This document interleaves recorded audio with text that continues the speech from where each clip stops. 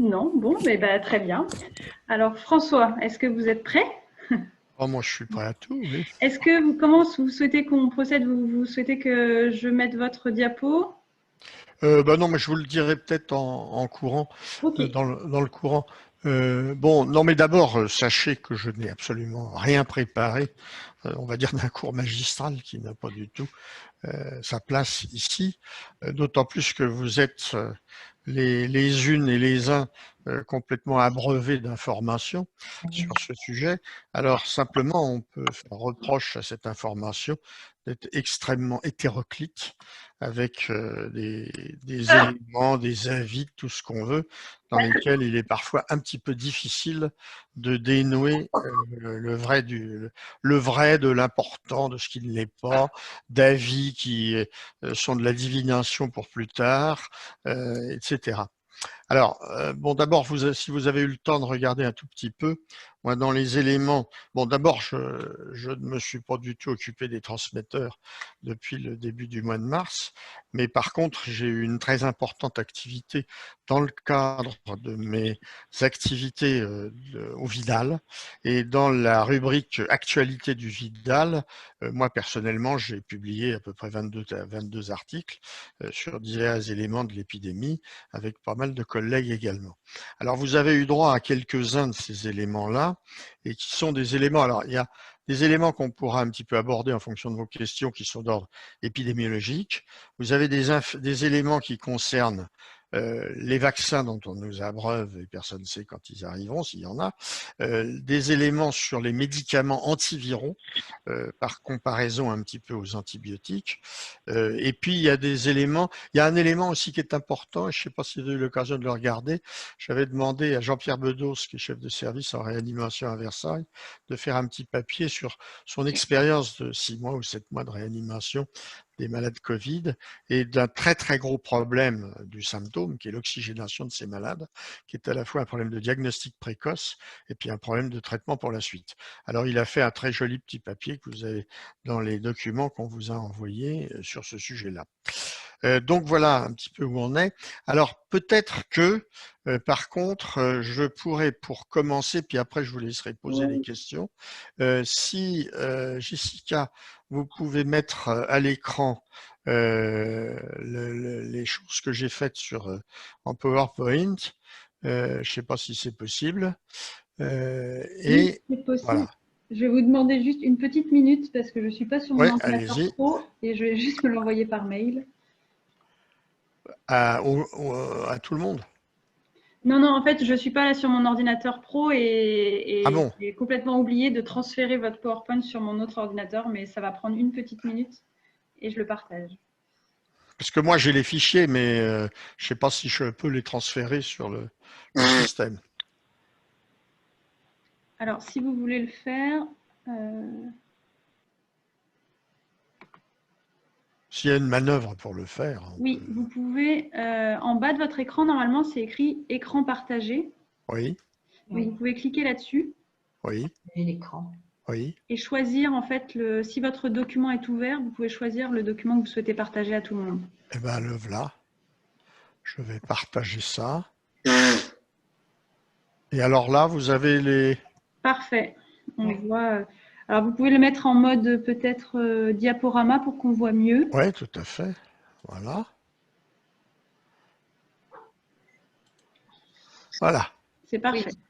Alors là, vous inquiétez pas, je ne vais pas vous commenter les chiffres qui sont inscrits, mais c'est ce qui s'est passé en termes de nombre de cas hospitalisés, nombre de cas en réa, nombre de décès et nombre de nouveaux cas entre la semaine 10 et la semaine 17, c'est-à-dire les premiers jours de mars jusqu'à la fin du mois d'avril. Donc c'est vraiment la première poussée, si vous voulez dire, si vous voulez. Alors simplement, vous vous mettez un petit peu ce truc-là en tête.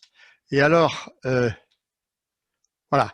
Et si on prend cette diapositive-là, eh bien, vous voyez que sur la gauche, eh bien, ici, je reprends finalement ce qui était exposé sur cette diapo, avec le nombre de, il n'y a pas les nombres de nouveaux cas, mais il y a donc le nombre de cas hospitalisés, le nombre de cas en réa qui sont en marron, là, et puis le nombre de décès qui sont en dessous.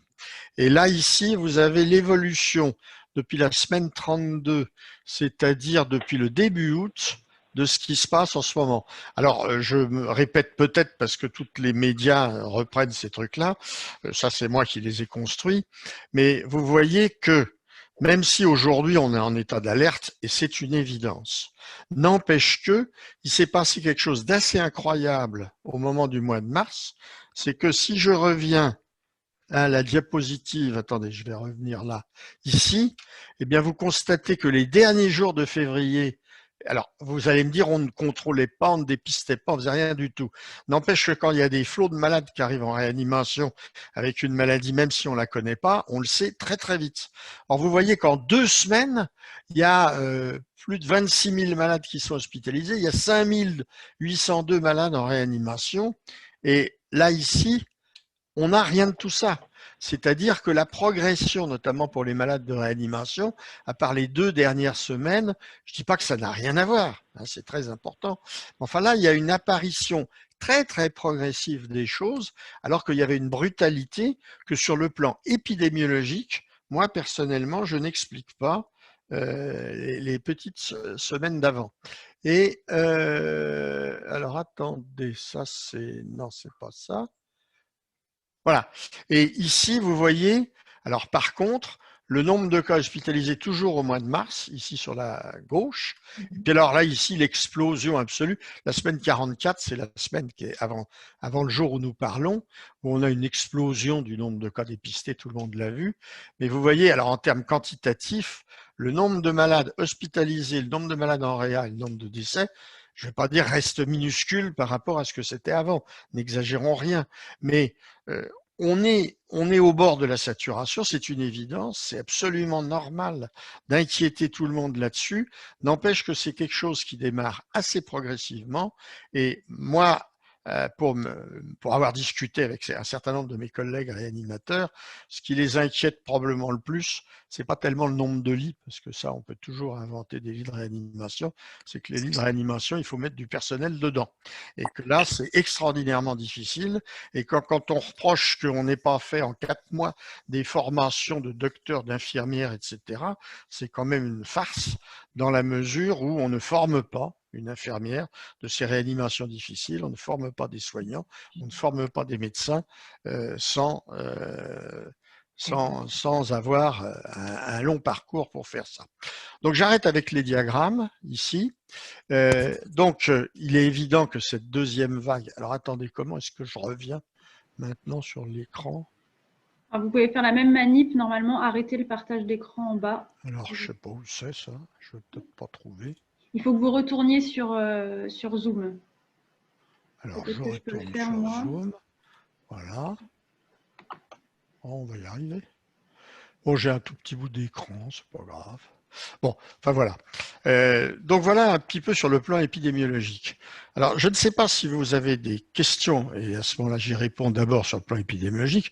Je voudrais quand même vous dire que, à moins d'être Nostradamus, on n'y comprend rien. Hein, et que les épidémiologistes les plus raffinés vous tiennent, et les meilleurs, vous tiennent des discours. J'écoutais l'autre jour Didier Pittet, qui est un ami, qui est un Suisse, et Antoine Flao, qui est aussi un autre collègue que je connais très bien. Quand ils vous disent qu'est-ce qui va se passer, combien de temps ça va durer, ils sont devenus d'une extraordinaire prudence, et ils disent pour les 18 mois qui viennent, on ne sait pas bien ce qui va se passer. Et puis toujours sur le plan épidémiologique derrière, on désigne à la vindicte publique tous ceux qui n'ont pas fait ce qu'il fallait et qui ont donc laissé s'étaler des non-confinements, des non-tout ce qu'on veut, des non-dépistages. Moi, sur le plan épidémiologique, il y aura une vraie découverte à faire dans les mois qui viennent. C'est pourquoi il y a des endroits où ça galope aussi vite, l'Europe de l'Ouest, dont la France, bien sûr, les États-Unis, etc. Et pourquoi il y a des endroits où c'est si calme. Alors on dit, oui, mais ils ont su dépister, ils ont su isoler, ils ont su faire tout ça. Non, non, non, mais je n'en doute pas une seconde. Mais pour moi, ça ne peut pas expliquer tout. C'est pas possible. C'est pas possible. Donc il y a un petit peu des mystères épidémiologiques qui restent absolument. Et d'ailleurs, dépisterait-on toute la population, que ça ne changerait absolument rien au problème. D'ailleurs, là, j'ai écrit un petit papier, il y a déjà presque 6 mois maintenant, que je n'ai pas mis dans ceux que je vous ai communiqués, et qui s'appelait Dépistage massif, vous avez dit massif. Et je faisais une critique.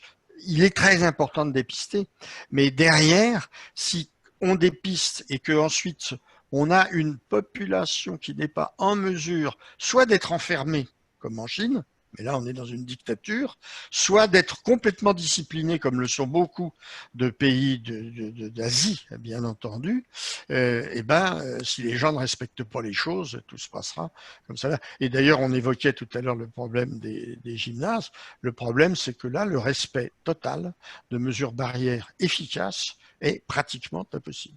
Voilà. Donc sur le plan épidémiologique, voilà les éléments comme je les lance. Alors voilà, je posais des questions et ça permettra d'orienter la suite.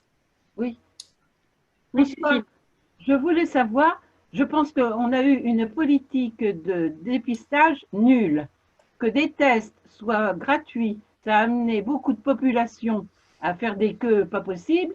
Et il y a eu moi dans mon entourage, des gens qui se sont fait dépister, qui ont eu les résultats plus de 15 jours après. Alors, ils ont eu le temps, bien sûr, de tout contaminer. Ça, je pense que ça a été une grosse erreur. Et d'abord, ce que tu dis là est navrant pour ceux qui se sont fait dépister. Si on se fait dépister, qu'on est suspect et qu'on n'a pas de résultat, en attendant les résultats, il faut se confiner. C'est pas compliqué. C'est plus facile à dire qu'à faire. Hein. Ah, mais non, mais d'accord, c'est la raison. C'est la raison. Moi, j'ai dit il y a 2 mois et demi dans une télévision que ce problème était un problème citoyen pour nous tous, c'est-à-dire que quand nous étions dans une situation de contaminé, il fallait se protéger soi-même et protéger les autres. Et à vrai dire, on voit aujourd'hui beaucoup de gens qui reprennent ce propos et c'est tout à fait raisonnable. Et alors, de toute façon, le problème du dépistage est quand même un problème très compliqué parce que comment voulez-vous qu'on invente subitement en l'espace d'une semaine, alors que les tests n'existaient pas les 2 semaines avant, des dépistages extrêmement. Quand j'ai écrit mon petit document sur le dépistage massif, on présentait l'Allemagne comme ayant beaucoup plus dépisté que nous. C'est pas vrai. C'est pas vrai. L'Allemagne, à cette époque-là, elle avait dépisté moins de 2 millions de personnes. Nous, on était à 500 000 à l'époque, donc c'est pas à ce niveau-là que ça joue. On parle souvent de la Corée du Sud comme un exemple. Le nombre de patients dépistés en Corée du Sud, à l'époque, était aussi très, très modeste. Par contre, toute personne, on disait aux gens, vous restez chez vous, ils restaient chez vous et ils discutaient même pas. Mais est-ce que tu ne crois pas que c'est plus facile d'isoler quelqu'un qui a son résultat dans les 24 heures plutôt que d'isoler quelqu'un qui aura son résultat? Non. La règle, vous avez une suspicion. Si on se fait dépister, c'est parce qu'on a une suspicion. Donc, si on a une suspicion, on s'isole et on attend le résultat. 15 jours. Pendant 15 jours, on va rester. Mais Cécile, le problème est que il y a un moment où la montée en puissance, pour qu'aujourd'hui on arrive à faire 2 millions de tests par semaine, c'est énorme 2 millions de tests. Et il a fallu des étapes où on n'avait pas les machines qu'il fallait, parce que le test, ça se fait pas dans des tubes à essai. On met dans des tubes, il faut des machines derrière pour les analyser. Il fallait avoir des machines. C'est pas que je veuille, excuser tout ce qui s'est passé, mais ça a été très très vite. Et alors moi, quand on me dit que ce qui s'est passé au tout début de l'épidémie, notre confinement débute le 17 mars, et qu'il fallait confiner 15 jours plus tôt, j'ai entendu Agnès Buzyn, dans son audition parlementaire, dire qu'à la fin février, donc 15 jours avant, il n'y avait pas d'épidémie en France. On pouvait suspecter qu'elle puisse arriver, mais vous ne voyez pas quelqu'un qui dise on va vous confiner complètement parce qu'une épidémie va peut-être arriver. C'est des conneries, ça. Moi, Agnès Buzyn, c'est pas obligatoirement mon credo. Hein. Non, mais attends, le problème n'est pas de savoir si c'est ton credo. Le problème est de savoir si elle dit des choses sensées ou pas. Moi, je dis que quand elle dit ça, elle dit des choses sensées. Et alors, moi, je vais vous dire une chose. Par contre, je suis très, très, très remonté contre une très grande partie de mes collègues. J'ai fait partie comme eux, on m'a moins vu dans les télévisions, enfin j'y suis passé au moins 5 ou 6 fois, mais chacun, quand il est invité, court pour être invité et se permet de dire des choses sur lesquelles il n'a aucune donnée scientifique validée.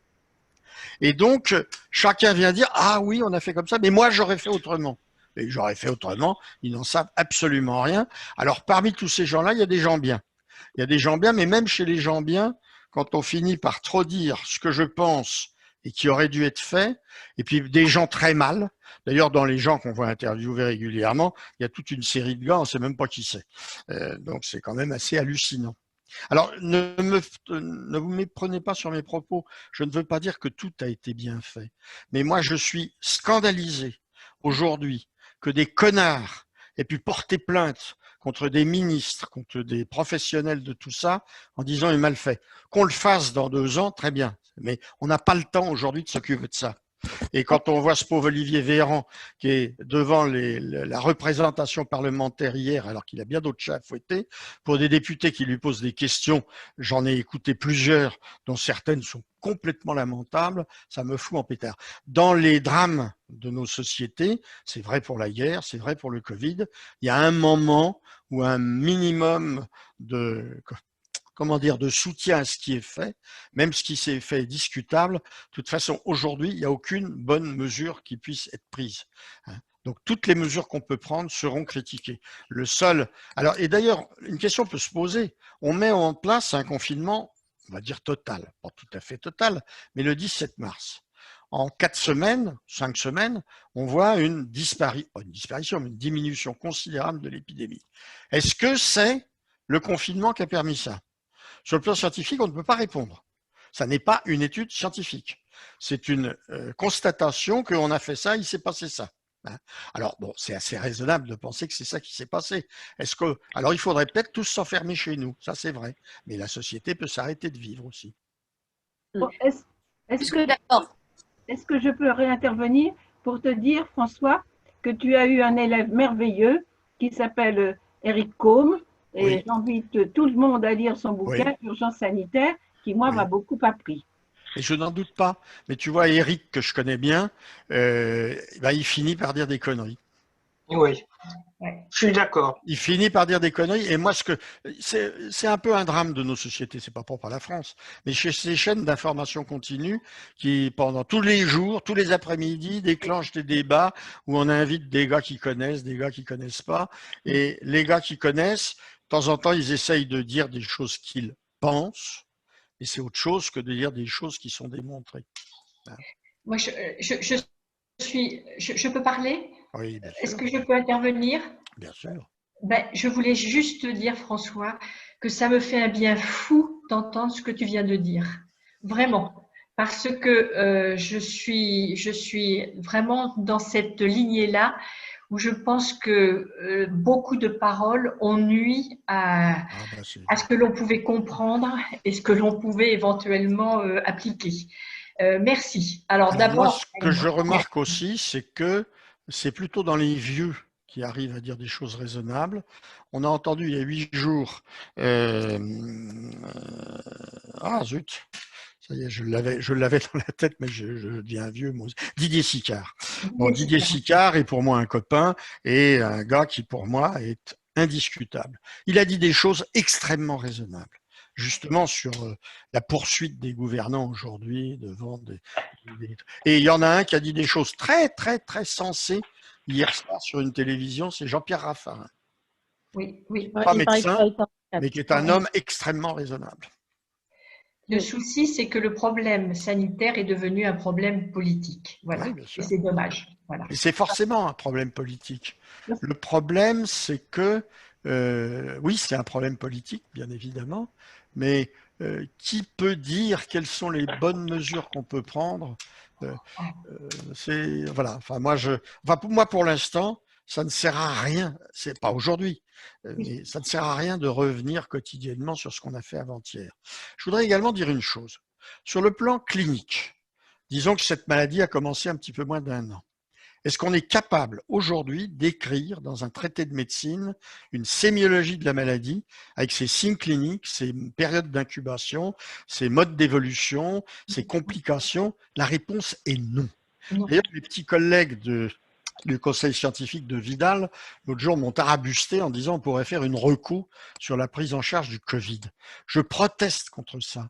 On peut donner des indications pour les médecins qui s'en occupent, mais faire des recos qui soient aujourd'hui établis, documentés, alors qu'on ne connaît pas l'histoire de cette maladie, reste à écrire. Reste à écrire. Et sur le plan épidémiologique et sur le plan physiopathologique, c'est absolument passionnant l'histoire de cette maladie. On parle d'une pneumopathie, c'est beaucoup plus une espèce d'endothélite vasculaire avec des complications respiratoires, cardiaques, etc.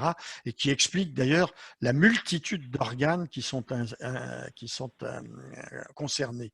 Et puis ensuite, bon, il y a l'évolution de la maladie, il y a la prise en charge de cette maladie.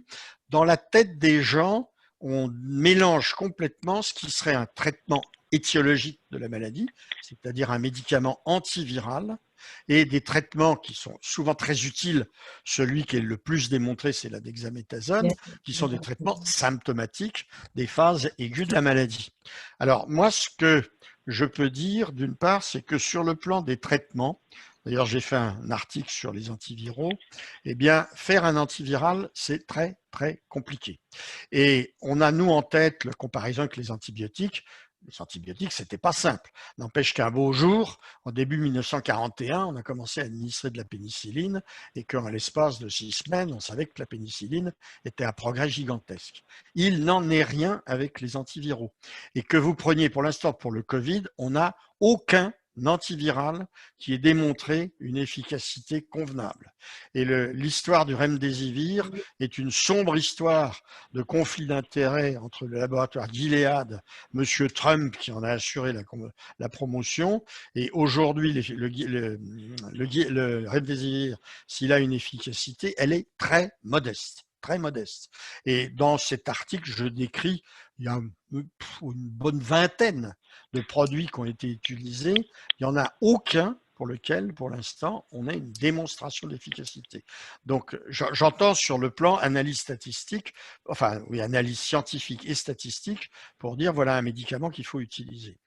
Sur le plan des vaccins, il y a dans les documents que je vous ai donnés un article très passionnant sur les vaccins, qui n'est pas fait par moi, mais fait par un gars avec qui je travaille, qui est vétérinaire, et qui explique, et comme le disait Didier Sicard l'autre jour, comme le disait d'ailleurs Eric Combe, quand on nous bluffe en disant on va avoir des vaccins d'ici la fin de l'année, c'est une plaisanterie. Le vaccin, en mettant les choses au mieux, c'est plutôt le deuxième semestre de 2021, en admettant que ça se fasse. Donc, ne comptons pas sur le vaccin pour l'instant. C'est de la publicité et de la publicité mensongère. Je ne demande qu'à être démenti par une étude merveilleuse qui démontre que c'est des produits formidables. Et si vous prenez les derniers vaccins des virus, eh bien, alors il y a des tas de vaccins antiviraux qui fonctionnent, mais si vous prenez les précédents coronavirus, parce que le virus du SARS en 2003 a donné lieu à des tentatives de faire des vaccins, ça a échoué. Ça a échoué d'autant plus que la maladie a disparu. Le virus du MERS, celui du dromadaire, on ne s'est même pas intéressé à ça. Le virus d'Ebola, on a aujourd'hui un vaccin qui est disponible. On ne sait pas à quoi il va servir parce que pour l'instant, il n'y a plus d'épidémie en Afrique centrale et qu'il est réservé, je ne sais même pas si on en a utilisé, à des personnels de santé qui iraient sur le terrain pour faire ça là-bas. Le virus de la dengue. Eh bien, le virus de la dengue pose beaucoup de problèmes parce qu'on a lancé l'utilisation du vaccin de la dengue, en particulier généralisé aux Philippines, avec très vite des accidents. Parce que sur ces virus, on peut déclencher l'apparition de ce qu'on appelle des anticorps facilitants et qui peuvent déclencher des altérations pathologiques graves chez des gens qui ont déjà été infectés par le virus de la dengue et qui rencontrent le vaccin. Enfin, tout ça pour vous dire, je ne suis pas du tout ni virologue ni vaccinologue, mais tout ça pour vous dire que c'est très, très, très compliqué. Et puis alors le résultat, c'est que je me suis permis un petit article qui a fait l'objet d'un éditorial qui a été publié et en France et dans une revue internationale sur le naufrage des essais cliniques. On a plus de 2000 essais cliniques qui ont été lancés dans tous les azimuts et à l'arrivée, quels sont les essais cliniques qui apportent vraiment quelque chose pour une réponse négative? Oui. François, est-ce que, en fin de compte, ce virus, il nous apprend une qualité qui nous fait défaut à tous, l'humilité. Ah ben, l'humilité. Chez les médecins, c'est sûr, et Ouais. chez les politiques, ça devrait être encore plus important. L'humilité. Raison. Ouais. Et puis apprendre une chose, c'est que dans un domaine comme celui-ci, il est exclu qu'on aille très vite. C'est pas possible. D'ailleurs, si vous reprenez dans les virus qui nous ont perturbés dans les 40 dernières années, le sida, il a fallu 15 ans avant qu'on ait un traitement qui commence à être efficace, les trithérapies, et les trithérapies qui deviennent maintenant utilisables sans trop d'effets indésirables, c'est presque 30 ans après le début de la maladie. Hein. Et avec par contre, on sait contrôler le virus, mais avec des gens qui, pour l'instant, gardent toujours leur trithérapie. Un des objectifs sera de la supprimer, mais on n'y est pas encore. Le virus de l'hépatite C, qui est un très grand succès de la virologie, parce qu'aujourd'hui, on peut guérir, éradiquer le virus chez 95% des gens porteurs du virus de l'hépatite C grâce à un traitement de 12, voire de 6 semaines. Mais il a fallu 25 ans pour lancer ça. Et d'ailleurs, ça s'est illustré récemment avec le prix Nobel qu'ont eu 3 des découvreurs du virus de l'hépatite C. Oui, du virus, oui. L'hépatite B, on n'a pas de traitement efficace, on n'a pas de traitement qui guérisse. Heureusement qu'il y a la vaccination. Oui. François, Oui. je voulais juste rajouter quelque chose et pour compléter un petit peu ton discours sur notre ignorance et les difficultés que nous avons, nous, sur la plateforme Oui. Covid. Parce qu'il y a beaucoup de questions, et notamment sur les contaminations familiales et autres. On est très ennuyé parce que j'ai eu plusieurs fois des cas où le père, la mère, le fils aîné, etc., étaient porteurs du virus, et la 4e personne ou la 5e personne non, etc., etc. Donc, beaucoup de questions sur la contamination, les contacts, etc., où personnellement, j'étais dans une hésitation énorme parce que je ne savais pas très bien quoi répondre. Et c'est vrai qu'on est entouré de cas comme cela, et moi aussi j'ai fait un peu de virologie dans ma vie, et c'est vrai que je ne comprends pas. Je ne comprends pas pourquoi, dans une même famille, avec des mêmes comportements, certains sont Covid+, d'autres pas. Et les questions se succèdent ainsi sur la plateforme, et nous avons beaucoup d'ignorance. Il faut être vraiment très prudent, parce que les questions sont souvent assez… et justement sur la succession, sur le timing, sur les signes, et pourquoi et comment. Et c'est vrai qu'on n'a pas vraiment de bonnes réponses à apporter. Voilà. Je crois qu'en modèle animaux, on doit pouvoir contaminer en utilisant des inoculums suffisants. Chez l'homme, c'est beaucoup plus difficile parce que même si on dit je vais prendre une population, je vais la contaminer pour voir si le vaccin marche, eh bien, j'ai l'idée, je n'ai pas d'argument scientifique pour avancer ça, mais si on veut contaminer 100 personnes, on va en contaminer 90 et puis il y en a 10 qui vont échapper.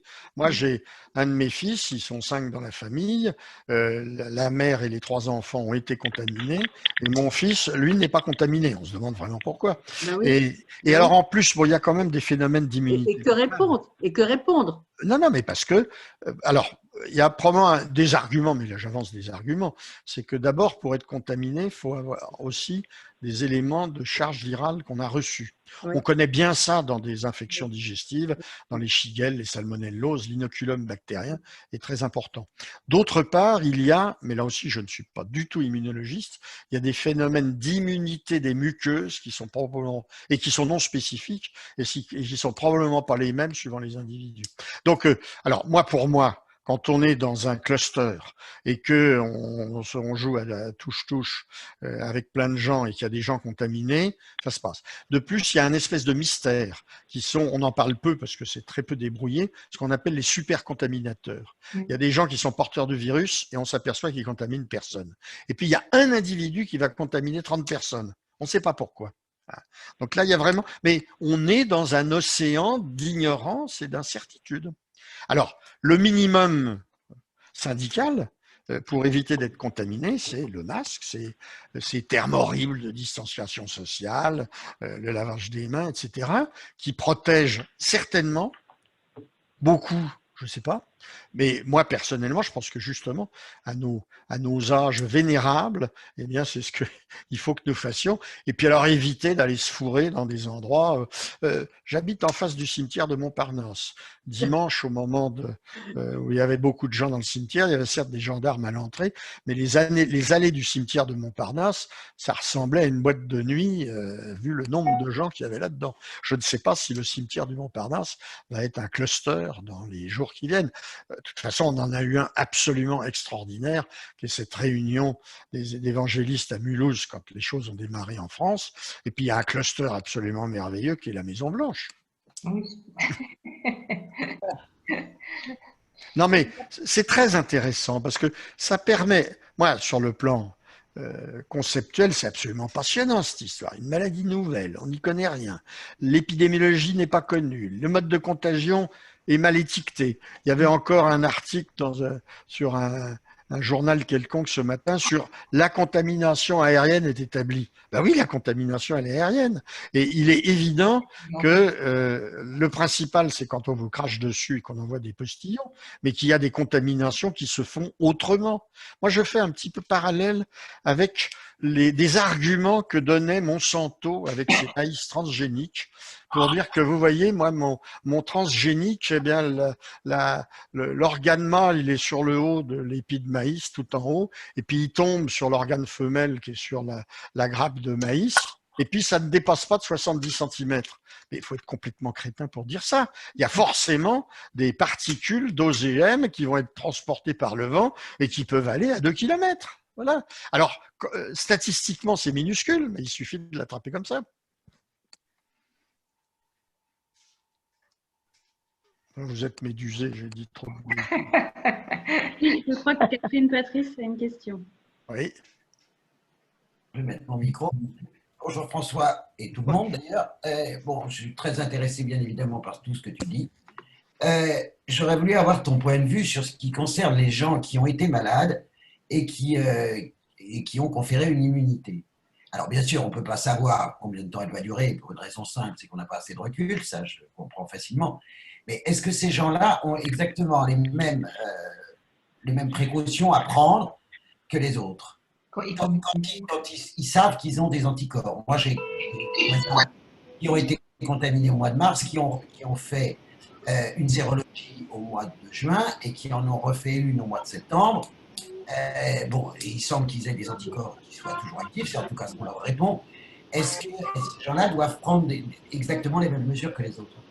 Je crois que la bonne réponse, c'est on n'en sait rien. Parce qu'il y en a qui font des anticorps, ils en font de façon plus ou moins élevée.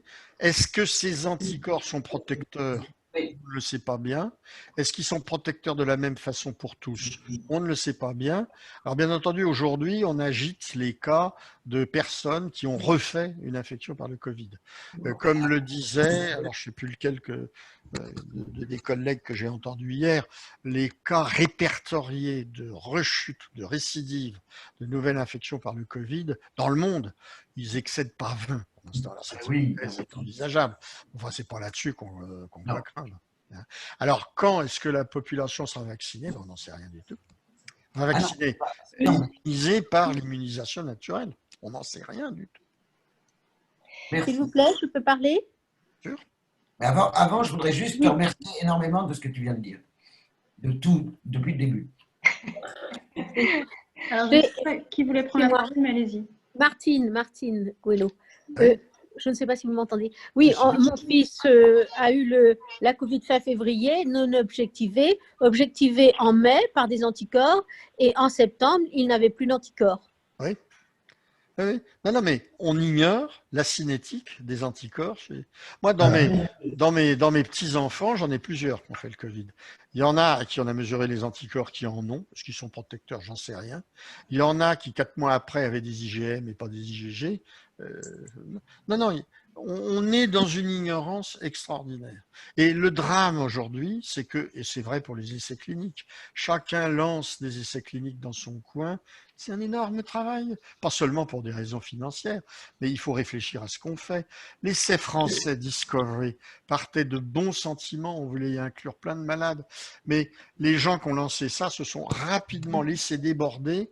Moi, il y a une règle que, vous savez, ça fait 30 ans que j'ai commencé à m'intéresser, plus que ça, aux essais cliniques. Quand on fait des essais cliniques, il faut fixer un objectif aussi simple que possible. Quand un essai clinique est censé répondre à 12 questions, c'est le meilleur moyen de se planter. C'est ce qui s'est passé avec Discovery. Et puis alors, il y a des clowns. Alors, il y a des clowns il y en a à la Maison Blanche, il y en a à Marseille, il y a Christian Perron qui dit n'importe quoi et qui est devenu fou. Enfin, il y a comme ça beaucoup de gens qui font du mal à tout, quoi. Mais c'est vrai qu'on est dans un domaine où on peut dire n'importe quoi. Et on dit n'importe quoi. Oui. Merci François pour tes paroles sages en tous les cas. Moi, je voulais poser une question à Alain Ligou. Oui. Je suis médecin de santé publique, je vous ai déjà écouté lors d'une autre conférence. Moi, je voulais d'abord vous remercier de votre prestation parce que franchement, elle a le mérite de nous tracer un chemin au milieu d'une cacophonie des experts. Et je voulais vous poser la question suivante, qui est assez directe parce que j'ai été depuis quelques années, j'ai eu un problème de pathologie auto-immune. Hein, et je voulais savoir quelle est votre, jusqu'ici, quelle est votre appréciation de la pathologie auto-immune dans ce contexte-là précisément. Vous en avez parlé un petit peu tout à l'heure. Est-ce qu'il peut y avoir des interférences sur ce terrain-là? Voilà. Alors, intellectuellement, la réponse est oui. Deuxièmement, pratiquement, les personnes qui ont des pathologies auto-immunes et qui ont des traitements immunosuppresseurs, immunomodulateurs, on a pris tout de suite des précautions majeures. Donc, pour reparler de ma famille, ma belle-fille qui a fait le Covid, elle est traitée par des immunosuppresseurs pour un dérivé de la sclérose en plaques. Et bon, moyennant quoi, elle n'a pas vraiment été malade, mais on a pris les précautions qu'il fallait, ça n'a pas été suffisant. Donc, prendre les précautions est nécessaire. Aujourd'hui, je pense qu'on n'a pas d'argument décisif pour dire que ces gens-là sont plus à risque que les autres. D'accord. Bon, ça ne veut pas dire qu'il faut faire n'importe quoi. Alors, Ouais, par bien contre, sûr, ouais. la règle, et les rhumatologues l'ont dit, ceux qui s'occupent des scléroses en plaques, etc., dans l'état actuel des choses, il ne faut pas arrêter votre traitement. Il faut poursuivre votre traitement. Alors, si ensuite les malades sont en réanimation, ça, c'est une autre histoire. Bien sûr. Alors, je voudrais peut-être reprendre un tout petit point. J'avais parlé de l'oxygène tout à l'heure.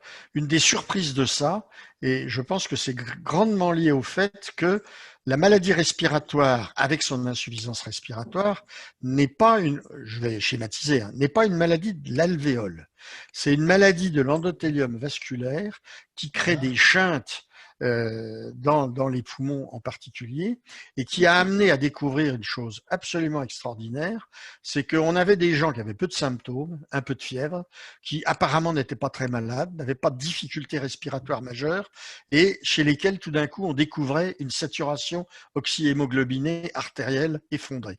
Il y a eu une publication dans le New York Times au mois de mars là-dessus, très intéressante, et derrière ensuite on a observé, notamment en France, des arrêts cardiaques à domicile, probablement hypoxiques, chez des gens qui n'avaient pas été détectés.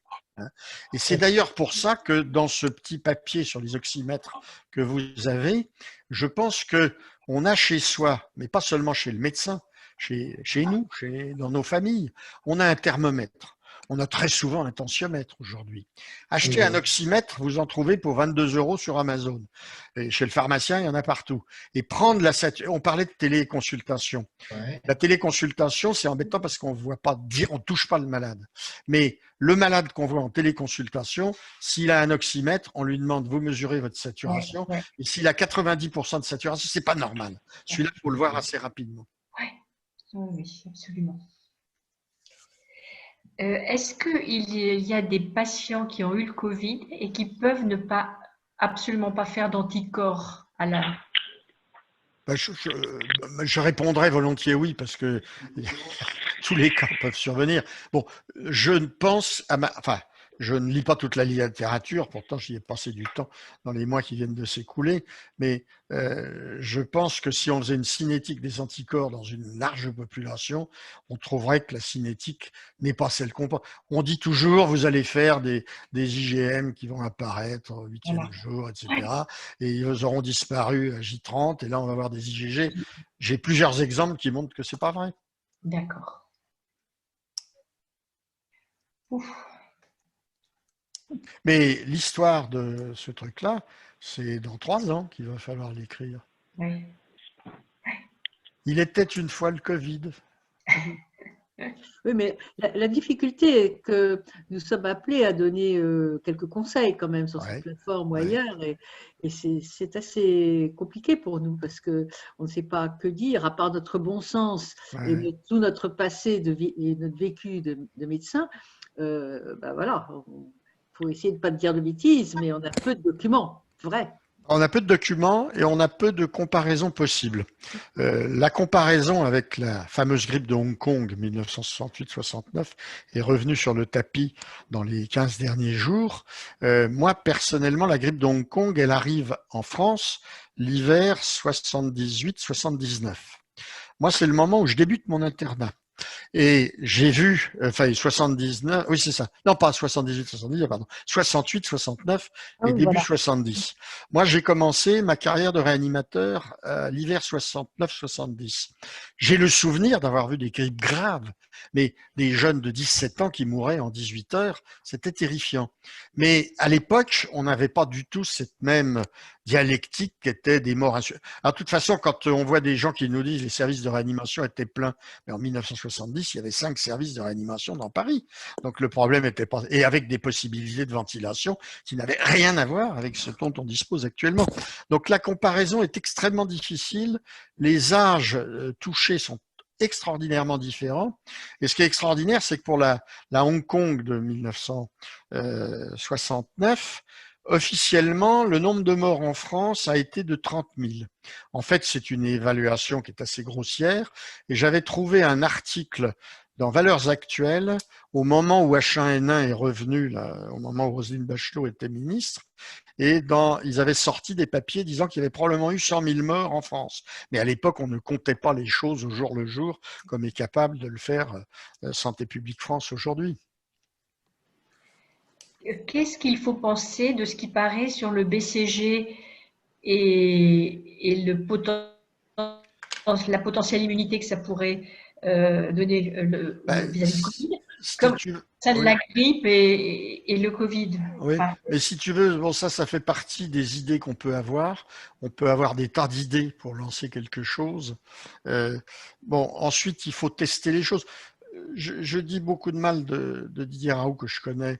Quand il a commencé à lancer son premier essai au mois de février, au moment de sa fameuse conférence de presse du 25 février, il a un essai qui est totalement embryonnaire à l'époque, qui porte au départ sur 45 patients, puis sur 80, qui a des côtés prometteurs.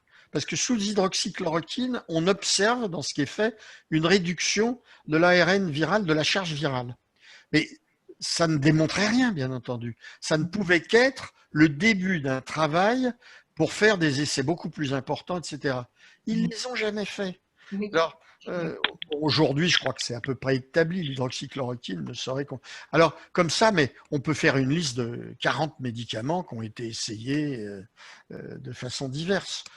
Parce qu'il y a beaucoup de produits pour lesquels, quand on travaille dans un laboratoire, on va pouvoir identifier des petites actions antivirales.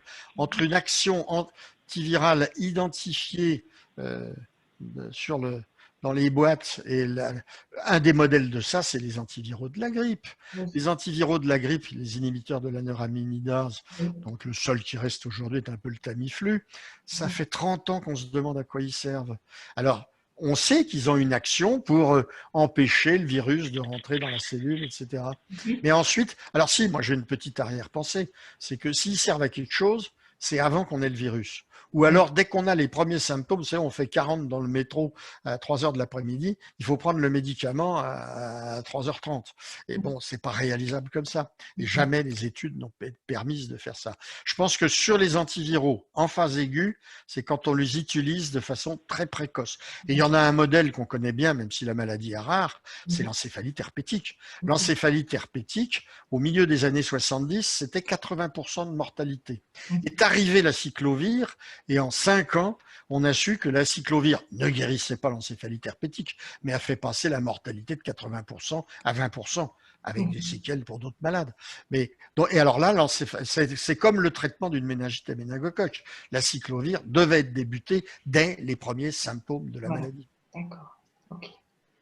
Moi, je voudrais poser une question sur les anticorps monoclonaux, ceux qui auraient guéri, je sais pas, avec beaucoup d'humour, Monsieur Trump. Ouais. Où on est on en est nulle part. On n'en est nulle part parce que c'est une piste tout à fait intéressante, mais encore une fois, pour démontrer quelque chose, il faut des essais cliniques. Et bien entendu, M. Trump n'est en aucun cas un cas démonstratif. Et autre question sur les TROD. Est-ce que ça a un intérêt pour vous?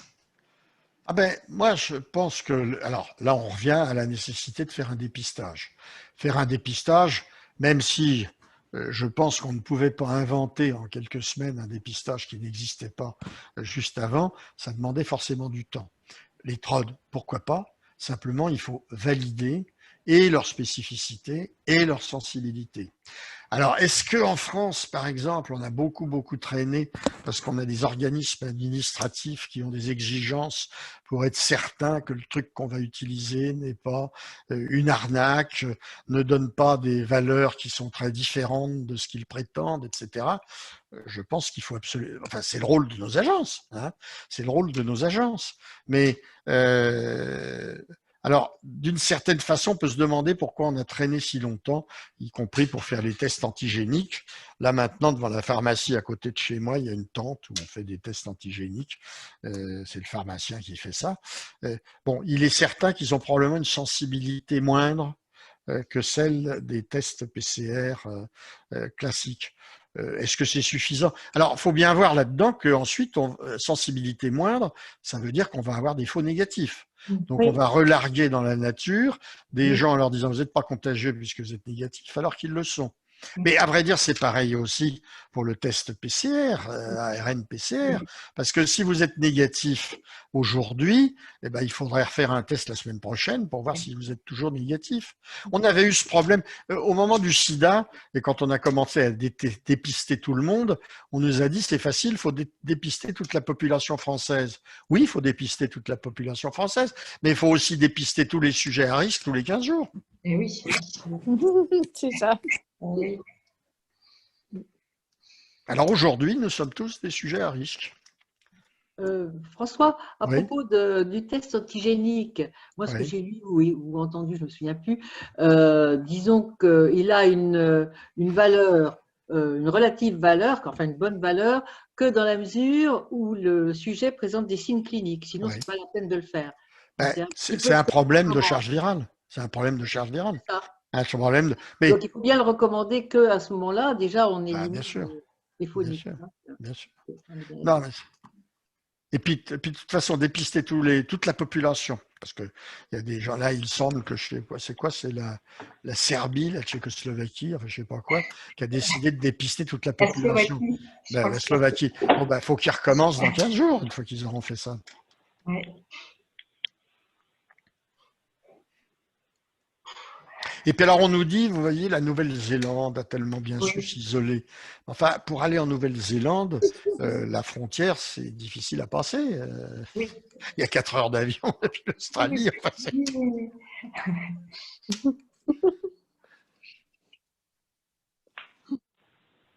non, il y a un domaine qu'on connaît très mal parce qu'il ne communique pas, c'est qu'est-ce qui s'est passé en Chine. C'est-à-dire, est-ce que la dictature enfermant les gens a été suffisante pour arrêter l'épidémie? moi, j'en sais foutre rien.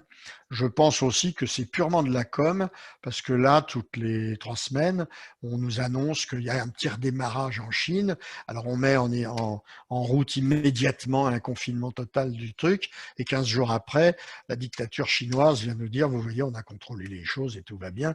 Je crois que c'est de la communication et tout. Mais il y a un mystère chinois. Hein. Que penser des complications qui apparaissent très tardives?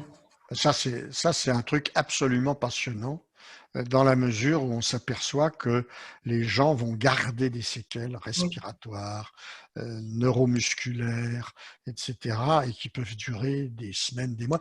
Moi, je fais juste une petite comparaison. Des gens qui restent en réanimation, endormis, pendant des semaines. Moi, j'en ai connu il y a 50 ans, quand j'étais réanimateur à Claude Bernard avec les tétanos, qui passaient en moyenne 4 à 6 semaines en réanimation. On était vachement contents quand ils sortaient et on les larguait. N'empêche qu'ils mettaient des mois à récupérer ces gens-là. Donc, rien que la seule réanimation peut conduire à ça. Quand en plus se rajoutent des gros problèmes respiratoires, il faut quand même pas oublier que dans les maladies virales, sans atteindre ce niveau-là, regardez tout ce qu'on a toujours dit de la mononucléose infectieuse, de l'Epstein-Barr virus. Ça laisse quand même des asthénies très prolongées. C'est vrai dans les hépatites, c'est vrai dans le zona. Donc, il y a des tas de virus qui donnent des choses comme ça. Alors, ça a l'air beaucoup plus important. Et là, il y a un sujet dont il y a des gens qui s'en occupent, mais on n'a pas la possibilité de s'en occuper assez, c'est la réhabilitation physique et accessoirement, pas accessoirement, aussi psychologique des malades qui ont vécu ça. François, oui. Hier, toujours sur cette fameuse plateforme qui est une mine, la question de la récupération, je ne sais pas si tu as lu quelque chose de récent sur les troubles olfactifs. Et c'était un garçon qui travaillait dans le parfum, très ennuyé en plus. Alors évidemment, alors j'étais incapable de lui répondre et je me demandais s'il n'y avait pas un centre plus spécialisé en ORL. Est-ce qu'à Foch ou je ne sais pas. Alors écoute, je ne peux pas te donner de localisation, mais je sais que ça existe. Et j'ai entendu un gars il y a 2-3 jours qui disait justement je suis dans cet état-là et je suis une rééducation pour me rééduquer. Alors j'ai pas du tout, mais ça existe. Hein. Ça existe et tu ne sais pas si c'est sur Paris ou. Alors là je ne sais pas. Je lui dis de rechercher éventuellement sur Internet ou autre s'il y avait quelque chose. Oui. Sur Internet il va trouver parce qu'on trouve tout sur Internet, y compris des fake news, beaucoup de fake news. Voilà. Non, mais pour qu'il se trouve un centre un peu plus spécifique. Je voudrais quand même vous dire que, par exemple, le remdesivir est un truc totalement incroyable dans son développement. Il faut quand même savoir que les derniers jours de mars, donc on est tout au début, le remdesivir, ça existait déjà. Hein. Ça a été essayé dans Ebola, ça a été essayé dans la dengue, avec d'ailleurs des complications graves. Et donc, les derniers jours de mars, des informations d'activité possibles sortent. À ce moment-là, vous avez 5 pays de l'Europe qui sont Malte, l'Estonie, enfin le seul qui ressemble à quelque chose sur le plan du médicament, c'était les Pays-Bas, qui font une demande à l'Agence européenne du médicament pour qu'on puisse enregistrer ce médicament pour un usage compassionnel. Ce document est remis les derniers jours de mars à l'Agence française du médicament et le 2 avril, l'agence répond favorablement avec des tas de réserves sur le plan de la safety, etc. Les Américains sont plus lents à se mettre en route et ça n'apparaît que fin avril. Et la FDA va donner un document d'autorisation d'urgence de remdesivir qui paraît le 1er mai. Mais il faut savoir que le 29 avril, l'annonce de la FDA est faite par le président des États-Unis lui-même dans le bureau ovale de la Maison-Blanche, avec à ses côtés le PDG de Gilead. Et alors d'abord, il faut bien savoir que pour Gilead, sur le plan boursier, c'est formidable parce que les actionnaires ont gagné beaucoup d'argent dans cette histoire. Que ensuite, vous avez rappelé qu'ils ont voulu dire en France, le médicament sera disponible pour la modique somme de 2200 € par traitement, que devant le refus des autorités françaises, et je dois dire que la commission de la transparence a été excellente parce qu'elle a fait un compte-rendu que je n'aurais pas renié du temps où j'étais dans cette commission, eh bien, Gilead a décidé de ne pas demander le remboursement de son médicament. Mais, alors, je ne dis pas du tout que ça fait rien, si vous voulez, mais l'efficacité de ce médicament, il y a tout un éditorial dans le New England Journal of Medicine ce matin, hein, et qui ne fait que reprendre un truc précédent. Et donc, l'efficacité est minuscule. Et on voudrait… Alors, Gilead s'est fait des couilles en or en vendant ce truc-là aux États-Unis. Et alors, avec une chose absolument extraordinaire, je ne sais pas si vous avez vu ça, mais la Food and Drug Administration a des règlements très précis pour l'évaluation de nouveaux médicaments. En particulier, il faut en principe 2 essais cliniques complètement indépendants pour valider les résultats du premier, etc. Devant ce qui se passait, la FDA a voulu renforcer ses exigences pour valider les médicaments. Et il y a eu un communiqué de Trump disant que les exigences de la FDA, c'était pas à la FDA que ça se faisait, c'était lui à la Maison Blanche. C'est extraordinaire. Ah, mais il y a des histoires à écrire. Hein. Bon, voilà, je me tais parce que… Non, je trouve que ce qui est le moins précis aujourd'hui, peut-être, c'est à partir du moment où on a été un cas contact, exactement la conduite à tenir. Alors, je sais que la Haute Autorité de Santé vient de publier, disons, pour les médecins généralistes, la façon de procéder, mais je trouve que c'est ça qui est le plus… Enfin, que l'on contrôle le moins et qui est le moins précis. Enfin, voilà, c'est compliqué. Je crois que la différence entre nous et la Corée du Sud, sans parler de la Chine, c'est que quand vous êtes cas contact là-bas, vous vous enfermez chez vous. Oui, je suis d'accord. Chez nous, vous pouvez proposer ça à qui vous voulez, il ne le fera pas, y compris les vieux que nous sommes. Oui, c'est un peu vrai. Il faut dire que c'est un peu vrai.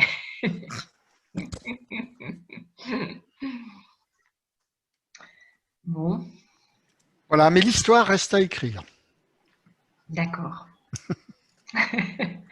Bon, en tout cas, il faut souvent revenir nous rebooster parce que ça fait beaucoup de bien. Moi, j'ai bossé comme un nègre, si ce mot peut être encore utilisé, depuis 6 mois, parce que tous les jours, il y avait 50 publications nouvelles. Je ne les lisais pas tous, rassurez-vous. Mais enfin, j'en ai quand même stocké au moins 400 ou 500 hein, depuis. D'accord. La difficulté est d'essayer d'appréhender combien de temps. Évidemment, on n'est pas Nostradamus, mais c'est compliqué. C'est compliqué parce qu'on aimerait bien reprendre certaines activités, on aimerait bien, voilà, et on est parti pour un grand brouillard. Et ça, c'est très compliqué moralement à accepter. Ah oui. Mais en plus, on est brouillé aussi par tous les articles qui sortent. Ce matin, je lisais que maintenant 2 mètres de distance sociale, de distance physique, je préfère, n'était pas suffisant, que ça pouvait, on pouvait être contaminé à plus de 2 mètres, que le virus restait en suspension et quand on ne sortait pas suffisamment tôt de la pièce où il y avait eu des personnes, on pouvait se contaminer. Il y a tout et rien, quoi. Enfin, donc, tout ça, c'est un bon sens qui n'a pas besoin de confirmation scientifique. Il est certain que si on est tout seul sur une plage de 3 km, on a extrêmement peu de chances d'être contaminé. C'est sûr, absolument. Ce n'est pas le problème des plages de Cannes. Parce qu'il y a Et puis alors, dans les épidémiologistes, il y a tout et n'importe quoi. Moi, je vous ai parlé là tout à l'heure de Didier Pittet et d'Antoine Flahault, qui tous les deux, comme par hasard, sont à Genève. Je pense que c'est des gens très, très raisonnables.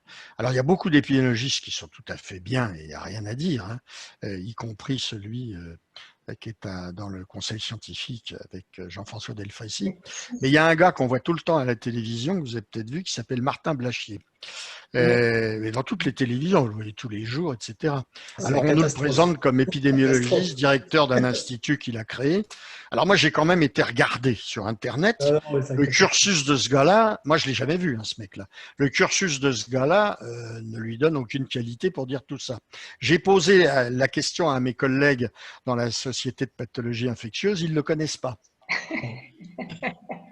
Non, puis c'est un gars qui n'a pas de tenue au débat, hein, il ne sait pas débattre. Hein. Oui, non, mais puis il y a n'importe quoi. Vous avez enfin, je vous allez me dire, je dis du mal des gens. Il y a un gars qui s'appelle Gilbert Deray, qui est néphrologue. Je sais pas Ah si oui, vous savez. absolument. Ah oui, oui. Alors, c'est un gars qui parle bien, il dit tout Oui. sur. Ben, moi, sur le Covid, il dit n'importe quoi. Alors, j'ai posé la question à son patron, qui est maintenant à la retraite, que je connais bien. Il m'a dit, oh, mais en néphrologie, il dit n'importe quoi aussi. Voilà. Et ça c'est ma méchanceté naturelle. Non, mais c'est bien. Vos propos sont bien modérés, en tout cas. Ouais. Ah oui, ça fait du bien. Ça fait du bien. Ah, mais c'est pour ça que moi, j'ai eu un bonheur hier soir d'écouter Jean-Pierre Raffarin. Parce qu'il dit ça avec l'onctuosité dont il est capable, mais il est quand même très, très critique par rapport à cet excès d'informations non contrôlées et qui finit par être complètement nuisible. Oui.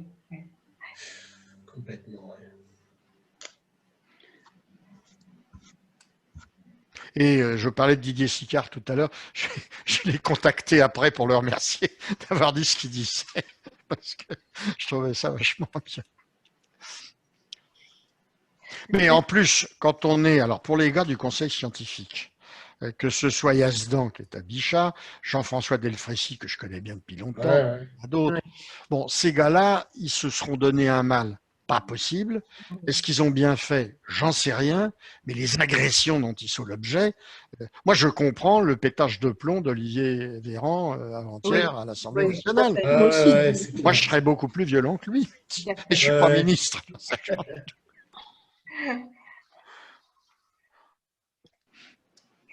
C'est vrai. Super. Bon. Merci beaucoup François. Est-ce qu'il y a d'autres Merci. questions? Nous remercions. Hein. Voilà. Nous remercions. Bravo. Merci. On peut. Eh ben, bonne fin d'année à toutes et tous. Merci. J'espère qu'on va se revoir quand même d'ici la fin de l'année. Oui. Mais chez toi en Bretagne, on doit pouvoir venir, on doit être protégé. Absolument, c'est magnifique, si tu savais. Oui. Fait un temps, le baromètre est tout en haut aujourd'hui. Eh ben c'est bien. Il fait pas mauvais. Mais il fait froid. Ouais. Allez. Super. Au revoir. Merci beaucoup François et merci à tous. Et je vous fais un petit compte rendu avec toutes les infos qui se sont dites aujourd'hui. Parfait. Super, merci. Et puis bon Noël. Avant, on se verra avant quand même. À très bientôt à tous. Au revoir, merci. Au revoir. Au revoir.